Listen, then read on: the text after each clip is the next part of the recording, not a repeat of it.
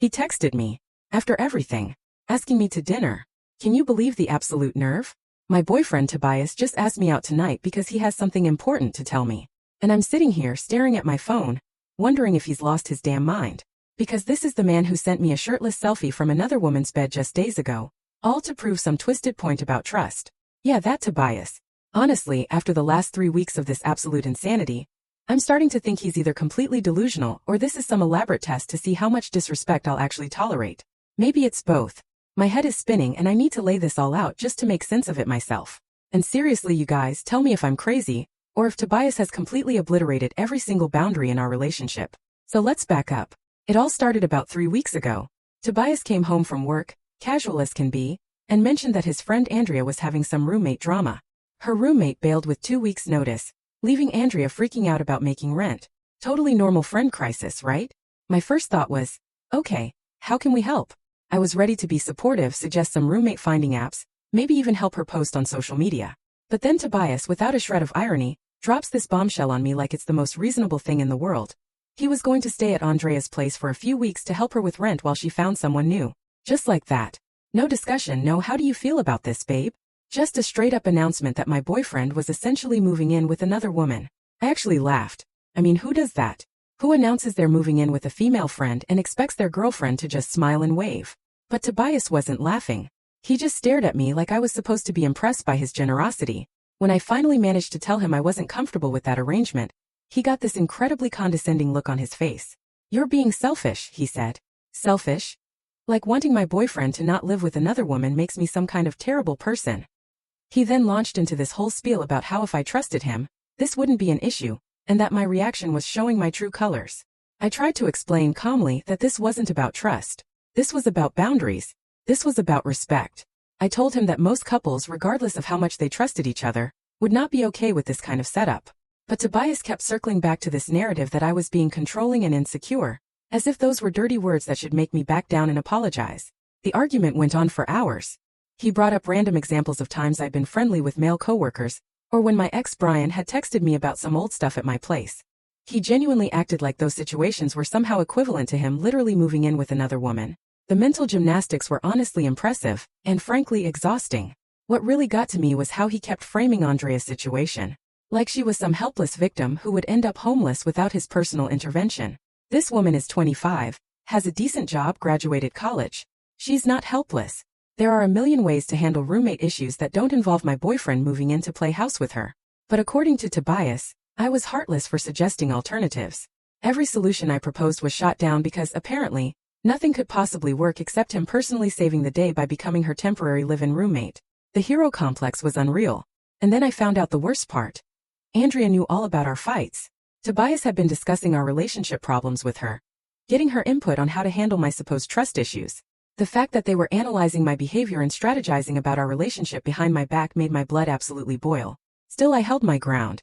I told him again that I wasn't comfortable, and that there had to be other ways to help Andrea that didn't involve him moving in. I thought naively that maybe he'd respect my feelings enough to find a compromise. Boy, was I wrong. Last Friday night, Tobias announced he was going over to Andrea's to help her organize her spare room for potential roommate interviews. He said he'd probably stay late since they had a lot to sort through. Fine, whatever. I had plans with my friend Laura anyway, so I didn't think much of it. But then Saturday morning rolled around and I hadn't heard from him. No good morning text, no check-in, nothing. When I finally texted asking how the organizing went, he responded with the most casual message, saying he'd ended up crashing there because they worked until really late and he was too tired to drive home. I was annoyed, but I tried to be understanding.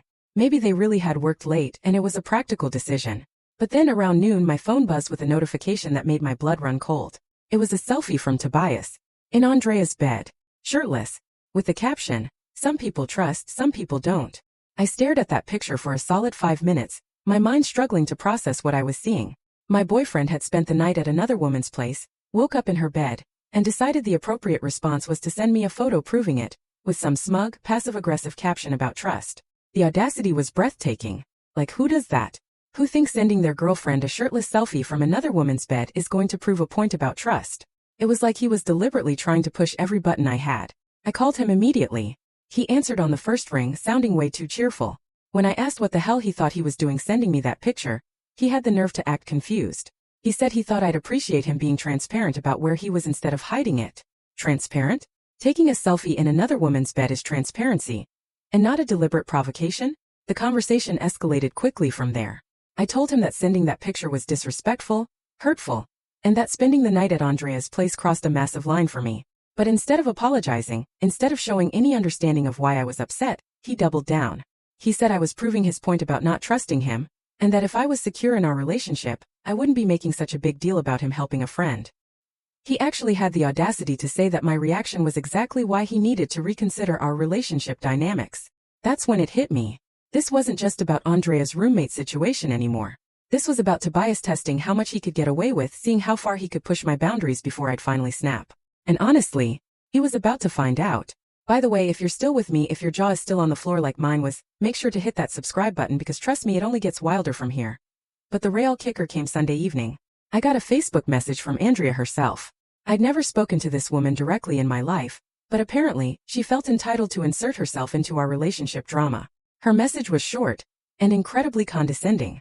She told me that I should grow a backbone if I wanted to date someone like Tobias, and that my insecurity was embarrassing to watch.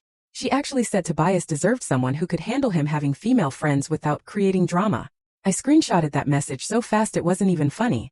The absolute audacity of this woman to message me about my own relationship was beyond anything I could have imagined. And the fact that she was clearly discussing our private business with Tobias made it even worse. When I confronted Tobias about Andrea's message, he barely seemed surprised. He actually said she was just looking out for him, because she could see how stressed our fights were making him. He defended her right to message me and said maybe I should listen to what she had to say. That was the moment. The exact moment I realized I was dating someone who thought it was appropriate for his female friend to lecture his girlfriend about relationship boundaries. Someone who saw nothing wrong with another woman telling me how to handle my own boyfriend. So here we are, 3 weeks into this absolute disaster. And Tobias just texted, asking if I want to have dinner tonight, so he can tell me something important. Part of me was morbidly curious about what he thought was so important that it required a special announcement. But a much bigger part of me was already planning exactly what I was going to say to him. Because while Tobias had been playing these little games and testing my boundaries, I'd been doing some planning of my own. And I think it's time for him to learn that some tests go both ways. Dinner. What a joke. I'm sitting in my car in the restaurant parking lot right now, literally shaking, because I cannot even process what Tobias just pulled. Remember how he wanted to meet for dinner to tell me something important? Well, buckle up, because this man has completely lost his freaking mind, and I'm honestly questioning if I ever knew him at all. I got to the restaurant first and spent about 10 minutes mentally preparing myself for whatever bombshell he was about to drop. Part of me, the naive part, was hoping maybe he'd come to his senses about the whole Andrea situation and wanted to apologize. No, not even close. Tobias walked in looking way too confident for someone who'd spent the weekend disrespecting his girlfriend in every possible way. He slid into the booth across from me with this smile that I used to think was charming, but now just looked smug. No apology. No acknowledgement of how messed up the last few days had been. Just casual small talk like nothing had happened. When I finally asked him what was so important that we needed to have a special dinner conversation, he got this serious expression and said he'd been doing a lot of thinking about our relationship and where things were heading. My stomach dropped. That tone usually means someone's about to get dumped. But instead of breaking up with me, he launched into this whole speech about how he'd realized that our recent conflicts had shown him some concerning patterns in my behavior. He said he was worried about my trust issues and how they might affect our future together. The audacity. This man sitting across from me, trying to flip the script and make me the problem after everything he'd done, was absolutely mind-blowing. I interrupted him right there. Are you seriously sitting across from me trying to make your inappropriate behavior my fault? But he just kept going with his rehearsed little speech about how relationships require trust and compromise, and how he'd been reflecting on whether I was really ready for the kind of mature relationship he was looking for. Then he dropped the real bomb. He said he'd decided to move forward with helping Andrea regardless of my feelings about it, because he wasn't going to let my insecurities dictate how he treated his friends. He announced this like it was some noble stand he was taking for friendship and loyalty. I stared at him for a solid 30 seconds, trying to process what I just heard. This man had just told me that he was moving in with another woman despite my clearly stated boundaries, and he was framing it like some kind of principled decision, rather than a massive betrayal of our relationship. I asked him directly if he was actually telling me that he was choosing to prioritize Andrea's housing situation over my comfort in our relationship boundaries. His response: I'm not choosing anyone over anyone else. I'm just refusing to abandon a friend in need, because his girlfriend couldn't handle it. The conversation that followed was honestly surreal. Tobias kept insisting that this wasn't about choosing Andrea over me. It was about me learning to trust him and support his friendships. He said that if I really loved him, I'd want him to be the kind of person who shows up for his friends when they need help. Every time I tried to explain why his decision was hurtful and disrespectful, he'd counter with some variation of how my reaction proved I wasn't ready for a serious relationship. He kept using phrases like emotional maturity and healthy boundaries, but apparently those concepts only applied to me adapting to whatever he wanted to do. What really got me was how he kept acting like I was asking him to abandon Andrea completely, rather than just maintain appropriate boundaries. When I pointed out that there were a million ways to help a friend that didn't involve moving in with them, he said those alternatives wouldn't be as effective, and that Andrea specifically needed someone she could trust living in her space. I asked him why it had to be him specifically, and he said Andrea had asked him because she felt safest with him. The way he said it made it clear that he was flattered by being her chosen protector, and that my discomfort was just an inconvenient obstacle to his hero fantasy. The whole conversation felt like he was reading from some kind of manipulation playbook. Every concern I raised was reframed as a character flaw on my part. Every boundary I tried to set was dismissed as controlling or insecure. It was like arguing with someone who'd already decided I was wrong about everything, and was just going through the motions of pretending to listen. What made it even worse was how calm and rational he was being while completely steamrolling over everything I was saying. He had this condescending therapist voice going like he was helping me work through my issues, rather than defending completely inappropriate behavior. When I asked him how he'd feel if the situation was reversed, and I decided to move in with some male friend to help him out, Tobias actually laughed. He said that was completely different, because he trusted me and wouldn't feel threatened by something like that. The smugness in his voice when he said it made me want to throw my water glass at his head. I pressed him on that double standard. I asked him to really think about whether he'd be okay with me living with another man for several weeks. That's when his whole calm, rational act started to crack a little. He said the situations weren't comparable because Andrea genuinely needed help, while my hypothetical male friend would just be taking advantage of my kindness. The mental gymnastics were, again, impressive. Somehow, when Andrea needed help, it was a legitimate crisis that required Tobias's personal intervention. But if I were to help a male friend in the exact same way, that guy would automatically be a user trying to take advantage of me. The double standard was so blatant it was almost funny. But the real kicker came when I asked him what he expected our relationship to look like while he was living with Andrea. Would we still see each other regularly? Would I be welcome to visit him at her place? How long was this arrangement supposed to last? That's when Tobias got really uncomfortable and started giving me vague non-answers about how we'd figure it out as we went along. He said he couldn't put a timeline on helping a friend, and that I'd need to be flexible about our usual routines while Andrea got back on her feet. When I pushed for more specifics, he finally admitted that Andrea wasn't really comfortable with me coming around while she was dealing with her housing stress. He said she felt like my presence might create tension and drama that would make an already difficult situation even harder for her. So let me get this straight. My boyfriend was moving in with another woman who didn't want me visiting for an indefinite period of time to help with a problem that could be solved in dozens of other ways. And somehow I was the unreasonable one for having an issue with this arrangement. I asked him if he could hear how insane that sounded, and he said Andrea's feelings were valid too, and that everyone involved deserved to feel comfortable in their living space. Apparently, everyone except me, since my feelings about my own boyfriend's living arrangements didn't seem to matter at all. I sat back in that booth and really looked at the man across from me, and I realized I was seeing him clearly for the first time in 8 months. This wasn't some temporary lapse in judgment or a miscommunication about boundaries. This was who he actually was when he couldn't manipulate me into going along with what he wanted. So, I asked him one simple question. I said, Tobias, if our roles were reversed, and I announced that I was moving in with some guy despite your objections, would you be okay with that? Not just okay, but actually supportive and understanding about it. The look that crossed his face told me everything I needed to know before he even opened his mouth. For just a split second, his mask slipped, and I saw exactly how he really felt about the idea of me prioritizing another man's needs over his comfort. But then he caught himself and went back to his rational therapist voice. He said that hypothetical situations weren't helpful, and that we needed to focus on the actual circumstances we were dealing with. When I pointed out that his inability to answer my question was pretty telling, he said I was trying to trap him, and that my argumentative attitude was exactly why he was concerned about our relationship dynamic. Everything was my fault. My argumentative attitude, my trust issues, my inability to support his friendships, my lack of emotional maturity. According to Tobias, I was basically a walking red flag who was lucky he was patient enough to help me work through my problems. By the time we left the restaurant, he'd made it crystal clear that he was moving in with Andrea whether I liked it or not, and that my job as his girlfriend was to smile and be supportive while he played house with another woman who specifically requested that I stay away. But here's the thing that Tobias doesn't realize. While he was busy outlining all the ways I needed to change my behavior and attitude, I was making some plans of my own. Because if he thinks I'm just going to sit around waiting for him to come back from his little domestic experiment with Andrea, He's about to learn exactly how wrong he can be. I had some thinking to do that night, and the next day I was making some phone calls. If Tobias wanted to test my boundaries and see how much disrespect I tolerate, well, he was about to get his answer. And something told me it wasn't going to be what he was expecting.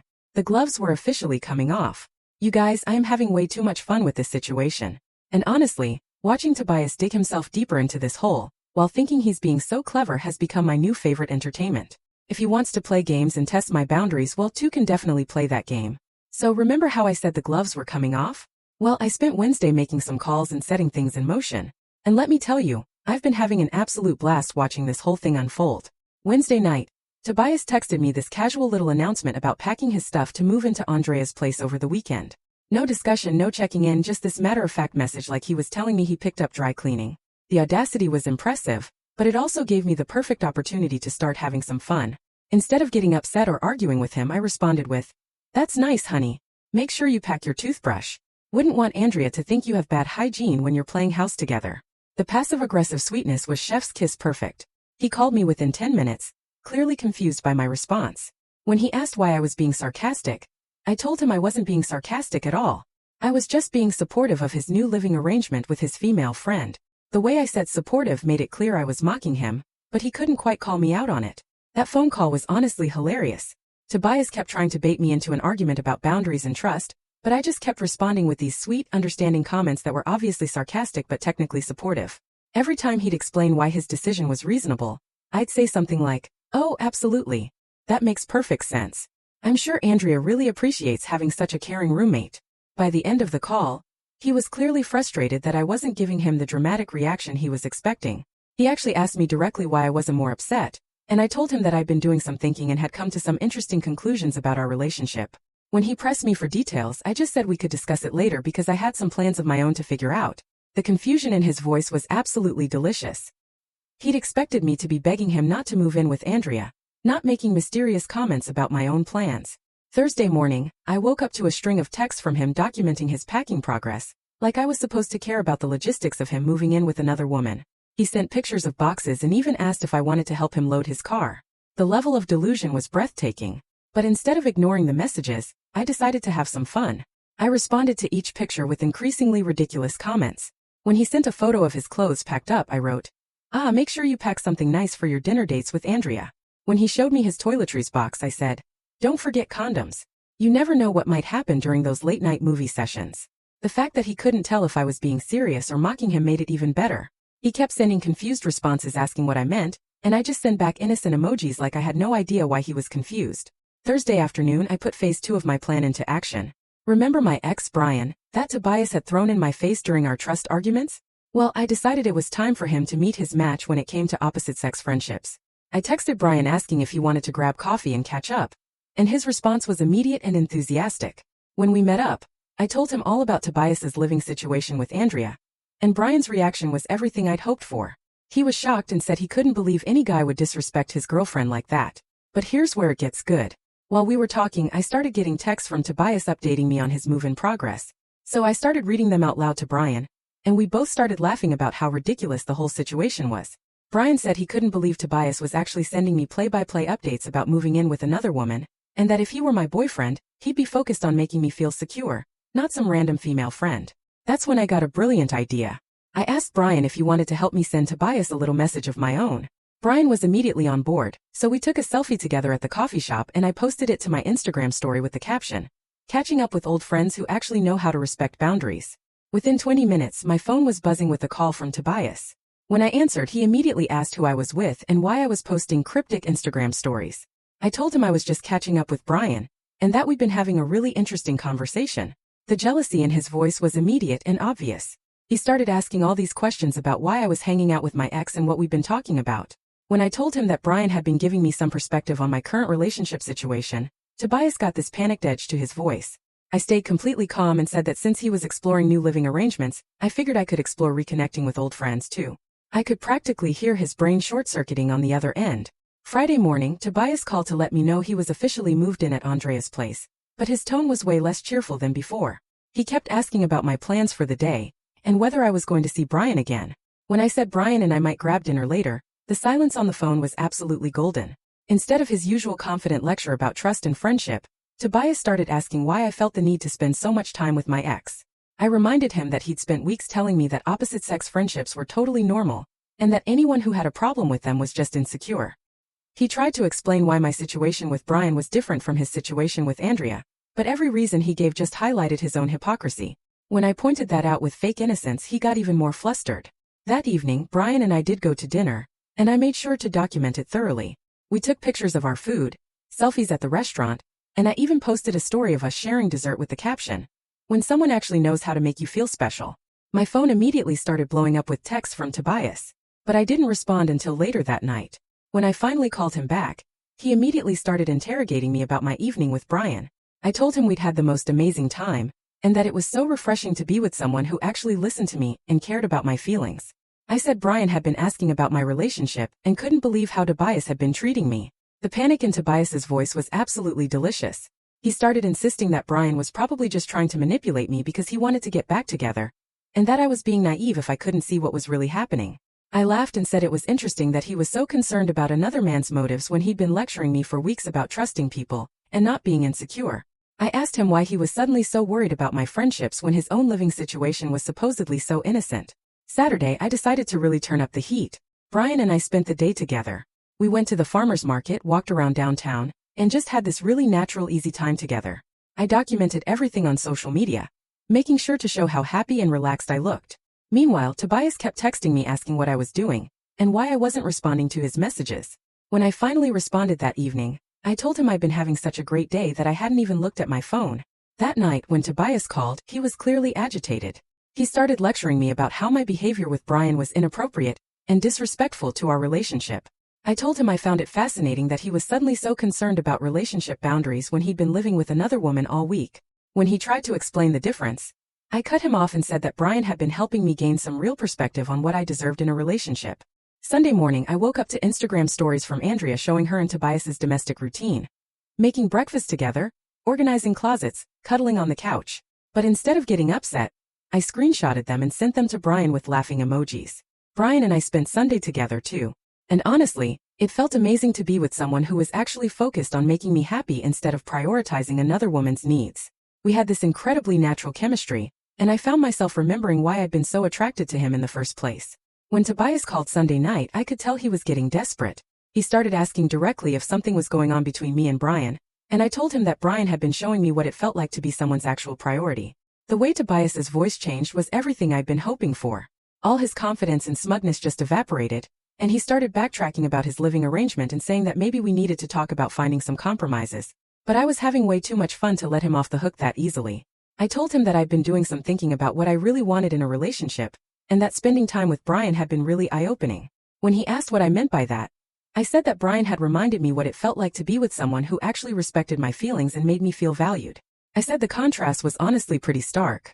Tobias started talking about how he loved me and how we could work things out, but I could tell he was finally realizing that his little manipulation game had completely backfired. I told him I needed more time to think about everything that had happened, and that I'd be in touch when I was ready to discuss our future. Now it's Monday, and my phone has been constantly buzzing with increasingly frantic messages from Tobias. He's oscillating between trying to convince me that I'm overreacting and panicking about my friendship with Brian. If Tobias wanted to test my boundaries and see how much he could get away with, well, he's about to learn that I'm much better at this game than he thought. Some people think they can manipulate their girlfriend into accepting whatever they want to do. But some people are about to discover that too can play at manipulation, and I'm apparently much better at it. The grand finale. Guys, I am dead. I literally cannot stop laughing at what just happened. Tobias just had the most epic meltdown on FaceTime and I got it all on video. This man really thought he could manipulate me and I just sit there and take it. No. So after watching him panic all week about me and Brian, I decided it was time for the grand finale. He'd been sending me these pathetic texts about needing to discuss boundaries, which was rich coming from someone living with another woman. When we FaceTimed, he was at Andrea's place acting all high and mighty. I could see her stupid motivational quotes on the wall behind him, and some fancy candles she probably made him buy. He immediately started lecturing me about how my friendship with Brian was inappropriate. This fool is literally playing house with some girl, and wants to tell me about appropriate behavior. But here's the thing. I've been having the best week ever with Brian. We've been inseparable, and honestly it feels incredible being with someone who actually gives a damn about me. And wait for it, we just booked a trip to Italy next week. Brian surprised me with tickets yesterday, and I'm literally bouncing off the walls excited. first-class tickets to Rome, and he already booked us this amazing hotel in Tuscany with a private balcony overlooking the vineyards. So, when Tobias started his usual manipulation speech, I just smiled. And I told him how amazing Brian had been, how he actually knows how to treat a woman and prioritize her feelings. Tobias's face started turning red immediately, and I could see him trying to stay calm but failing miserably. I could hear his friends in the background because apparently he thought having an audience would intimidate me. Wrong move. I got even bolder. I started talking about how Brian had been staying over, and how much better I felt with someone who actually cared. I made sure to mention how Brian brought me coffee in bed this morning, and how we'd spent the whole weekend together just enjoying each other's company. The way Tobias was squirming was beautiful. He kept trying to explain why his situation was different, but he just kept digging himself deeper. So I asked him straight up, "How is it different, Tobias? Explain it to me, and your friends who are obviously listening to every word." That's when he totally lost it. Started yelling about how I was being vindictive and crazy. All his cool manipulation tactics went out the window, and he showed everyone exactly who he really is. I could hear someone in the background saying, "Dude, chill," which made it even better. But the best part was when I told him about Italy. I said Brian had surprised me with this amazing trip, and that we'd be spending a whole week together exploring Rome and Venice. I made sure to mention the first-class flights and the five-star hotel, because I knew it would eat him alive. Tobias looked like he was going to throw up, and I swear I heard Andrea gasp in the background. Then I really went in for the kill. I told him he should probably enjoy his time with Andrea while it lasts because let's be real, once she finds an actual boyfriend, where exactly does he think he's going to end up? I said it so sweetly too. Like, "Tobias, honey, you do realize you're just Andrea's convenient helper boy right now, right? Like, when she finds someone she actually wants to date, you'll be tossed out faster than yesterday's garbage. Though she might keep you around to do her laundry or fix her computer, or whatever other free labor she needs." The silence that followed was incredible. His friends were trying not to laugh, and you could tell Andrea heard every word because there was this awkward tension in the background. I think I heard someone whisper, "Oh damn," which honestly made my whole day. I kept going because I was on a roll. I said, "You really think you're her knight in shining armor, but you're more like her personal assistant who pays rent. She's using you as a placeholder until someone better comes along. You're basically a very expensive doormat with benefits." Tobias was fuming, but he couldn't really deny it, because deep down he knows it's true. Andrea's not stupid. She's getting free help with rent and household stuff from some guy who's convinced himself he's being noble. I bet she's already swiping on dating apps while he's organizing her closet. I decided to really twist the knife and said, "I give it 2 months before she brings some new guy home and suddenly your friendship isn't so important anymore. Hope you're saving up for a security deposit because you're going to need it when she kicks you to the curb." That's when he made his biggest mistake. He screamed, "Get over yourself or get lost. I'm giving you one last chance to chill out or we're done." I literally started laughing, like actually giggling on camera. I said, "Tobias, sweetie, we've been done. You moved in with another woman, and I moved on to someone who actually knows my worth. There is no last chance here because I already upgraded." The panic in his eyes was everything. He immediately started backtracking, saying he didn't mean it and we could work things out. But I was already done with this conversation and having way too much fun. I told him, "While you're busy being Andrea's live-in help, Brian and I will be sipping wine in Tuscany. Have fun organizing her closets and assembling her IKEA furniture, or whatever it is doormat roommates do. Maybe she'll even let you hold her purse when she goes on dates with actual men." His friends were definitely laughing at this point, because I could hear multiple people trying to muffle their reactions.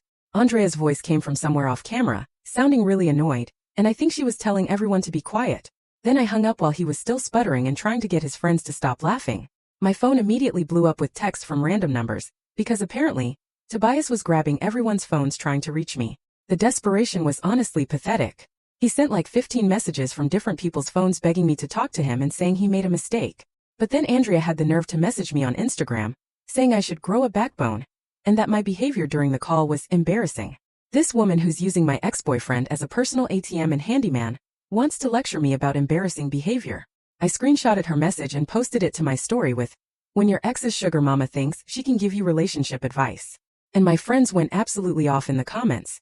Laura replied with crying laughing emojis and said, "She really thought she did something there." My cousin Anna commented, "The audacity of this entire woman," which had me rolling. Brian thinks the whole thing is hilarious. He keeps saying he can't believe Tobias actually thought he could treat me like garbage while I just sit around waiting for him. We've been planning our Italy trip all evening, and honestly life is so good right now. He showed me pictures of the hotel restaurant, and apparently they have this amazing rooftop terrace where we can watch the sunset over the hills. The funniest part is hearing through friends that Tobias is trying to tell people I manipulated him, and that I'm crazy and vindictive. This man moved in with another woman, sent me selfies from her bed, And somehow I'm the manipulator? The math isn't matching. What he doesn't get is that I'm not upset about losing him. I'm relieved. Watching him show his true colors saved me from wasting any more time on someone who thinks girlfriends should just accept whatever crumbs they're offered, while he plays house with other women. Tomorrow we're going shopping for our trip, and Brian wants to buy me a new dress for our fancy dinner in Rome. I genuinely cannot remember the last time I was this excited about anything. To anyone dealing with someone who thinks they can test your boundaries and manipulate you, don't even bother arguing with them. Just upgrade to someone better, and watch them lose their minds when they realize you're not sitting around crying over them. Tobias really thought he was so clever playing his little games. But while he was busy being Andrea's errand boy and live-in maintenance man, I was out here securing an actual man who treats me like a queen and books surprise trips to Europe. Can't wait to post pictures from Italy while this fool is probably assembling Andrea's new dresser or something equally tragic. Living well really is the best revenge. So what do you guys think? Have you ever had to deal with someone who thought they could play these kinds of games? What would you have done in my place? Let me know in the comments below.